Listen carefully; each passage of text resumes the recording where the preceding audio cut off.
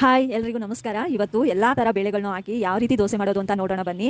ನಾನು ಇಲ್ಲೊಂದು ಚಿಕ್ಕ ಲೋಟ ಮೆಜರ್ಮೆಂಟ್ ತೊಗೊಂಡಿದ್ದೀನಿ. ಆ ಲೋಟದಲ್ಲಿ 10 ಲೋಟ ರೇಷನ್ ಅಕ್ಕಿ ತೊಗೊಂಡಿದ್ದೀನಿ. ಅದೇ ಲೋಟದಲ್ಲಿ ಒಂದೊಂದು ಲೋಟ ಹೆಸರು ಕಾಳು, ಮಸೂರು ದಾಲು, ಉದ್ದಿನಬೇಳೆ, ಕಡಲೆಬೇಳೆ, ತೊಗರಿಬೇಳೆ, ಹೆಸರು ಬೇಳೆ, 2ರಿಂದ 3 ಚಮಚ ಮೆಂತ್ಯ ಇದನ್ನೆಲ್ಲ ಹಾಕಿ 2ರಿಂದ 3 ಸಲ ಚೆನ್ನಾಗಿ ತೊಳ್ಕೊಬೇಕು.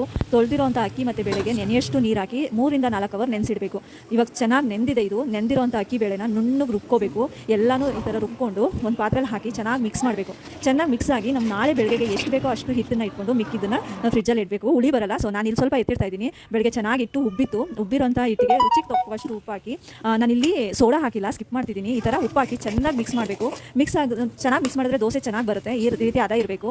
ಕಾದಿರೋಂಥ ದೋಸೆ ತವಕ್ಕೆ ಈ ಥರ ದೋಸೆ ಹಾಕಬೇಕು. ದೋಸೆ ಗರ್ಗರಿಯಾಗಿ ಬರುತ್ತೆ. ನಿಜ ಮಕ್ಕಳು ತುಂಬ ಇಷ್ಟಪಟ್ಟು ತಿಂತಾರೆ. ಈ ಥರ ಒಂದ್ಸಲ ಮಾಡಿಕೊಡಿ. ಈ ದೋಸೆನ ಆಲೂಗೆಡ್ಡೆ ಪಲ್ಯ ಮತ್ತು ಚಟ್ನಿ ಜೊತೆ ಸರ್ವ್ ಮಾಡಿದ್ರೆ ತುಂಬ ಚೆನ್ನಾಗಿರುತ್ತೆ. ನಾನು ತುಪ್ಪ ಹಾಕ್ತಿದ್ದೀನಿ. ತುಪ್ಪ ಬೇಡ ಅಂದರೆ ಎಣ್ಣೆ ಹಾಕ್ಬೋದು. ತುಂಬ ಇಷ್ಟಪಟ್ಟು ತಿಂತಾವೆ ಮಕ್ಕಳು. ವಿಡಿಯೋ ಇಷ್ಟ ಆಗಿದ್ರೆ